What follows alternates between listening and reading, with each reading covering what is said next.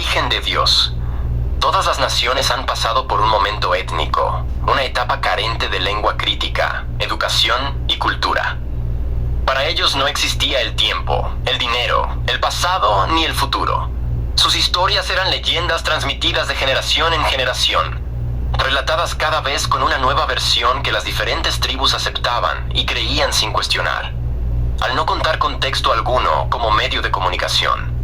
Sin embargo, progresivamente su instinto y curiosidad les brindaba un avance evolutivo. Dejaron de ser indígenas para convertirse en una nueva civilización. Este es el caso de los sumerios, cuya nación fue pionera en la creación del método de la escritura. Así se generaron los primeros registros históricos, científicos, culturales, educativos, y aquel arquetipo en la que se presenta por primera vez a un Dios creador de todas las cosas.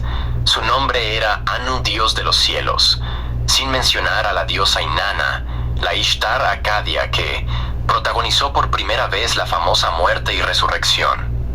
No obstante, esta civilización, que dejó por primera vez una historia documentada, fue destruida por un pueblo más fuerte y táctico que se aprovechó de un cambio climático, ocasionando por defecto una gran sequía, dejando a Sumeria en desventaja, la cual dejó de existir, y su dios juntamente con ellos. Una nación vecina tomó de los sumerios su idea textual, mejorando la manera de escribir, siendo los egipcios ahora los mejores en ese medio de comunicación. Parte de sus obras, el Libro de los Muertos, refleja la historia de otro dios. Horus era su nombre, quien nacería de una diosa virgen llamada Isis, engendrado por el dios de la resurrección. Osiris, dicho término, es decir, el de la resurrección, sería la tendencia para posteriores religiones, ya que no es la primera vez que se habla sobre un dios que habita dentro de un ser humano, que muere y resucita para gobernar los cielos y la tierra. Con el tiempo, al morir el último faraón, Egipto decayó y su dios perdió valor. Llegó el turno para Grecia, una nación que arrojó unos de los aportes culturales más relevantes de la historia: el teatro, la belleza, los Juegos Olímpicos, la política, la democracia, la medicina, la literatura, la filosofía. Ellos crearon un panel de dioses, encabezado por Zeus como el dios de los cielos. Es relevante notar que la palabra Dios tiene una raíz vinculada al término griego dieus, que deriva en el latín deus, estrechamente ligada a Zeus, pero el término Dios quedó generalizado en un lenguaje global para referirse a todas las deidades. Retomando la idea de la muerte y resurrección que la cultura sumeria y egipcia traían, Dionisio Zagreo, el dios griego que también participó en este papel mitológico, es decir, el de la muerte y resurrección. Más adelante, una pequeña manada étnica que se dividía en dos grupos: Israel con 10 tribus en el norte y Yehudá con 2 en el sur. Israel fue la primera en civilizarse, incrementando su cultura, educación, política.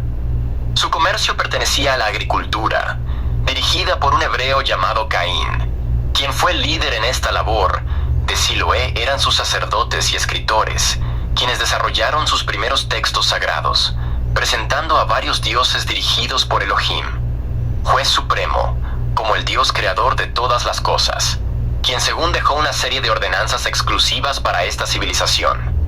Yehudá aún permanecía en condiciones étnicas, por lo que no tenía ideas culturales que incluyeran a un dios. Apareció la fuerte amenaza del rey Sargón II con su imperio asirio, y Salmanasar V atacó con su poderío, destruyendo en su totalidad a la civilización israelí. Pocos huyeron para sobrevivir, pero como Yehudá no representa peligro, el rey de Asiria la dejó vivir y le brindó la oportunidad de civilizarse. Los yehudís aprendieron sobre política, desarrollando su cultura. Su fuerte económico estaba en manos de la zootecnia, dirigida por un experto llamado Abel, quien excluyó a los cerdos de su gastronomía, ya que estos no eran considerados como buen alimento para su comunidad. Los sacerdotes aarónidas eran sus escritores, quienes crearon su literatura.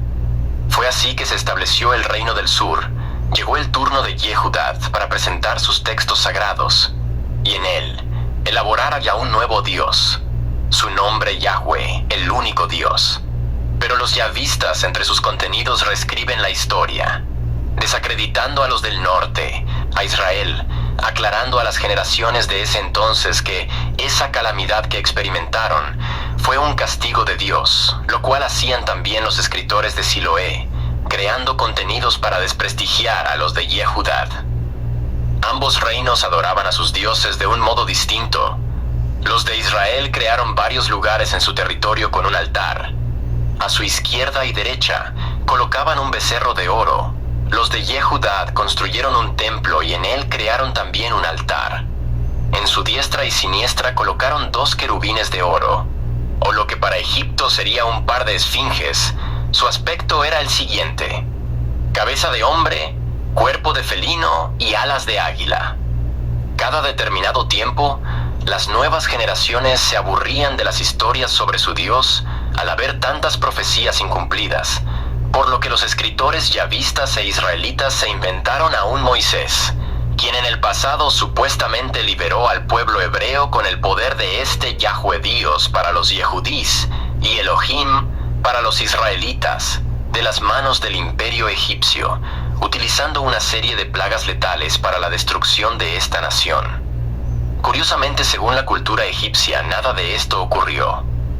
Esto conmovió a Jerusalén para seguir a estos dioses nuevamente, hasta que otra generación llegó, por lo que crearon otra versión de Moisés, sin causar mayor impresión. Fueron 4 ediciones sobre estas historias mosaicas. La última logró cumplir la misión, la de captar la atención de la nación hebrea, liderada por Yehudís en esta ocasión, y así se produjeron muchas historias debatiéndose entre los 2 reinos, 2 escuelas de escritores, los de Siloé y los Aaronidas, los de Israel del norte y Yehudá en el sur. Fueron tiempos de Babilonia y su rey Nabucodonosor, invadiendo a Jerusalén, destruyendo su templo y todo cuanto había, llevándose cautivos a los Yehudís, porque los israelitas huyeron para refugiarse en otra nación.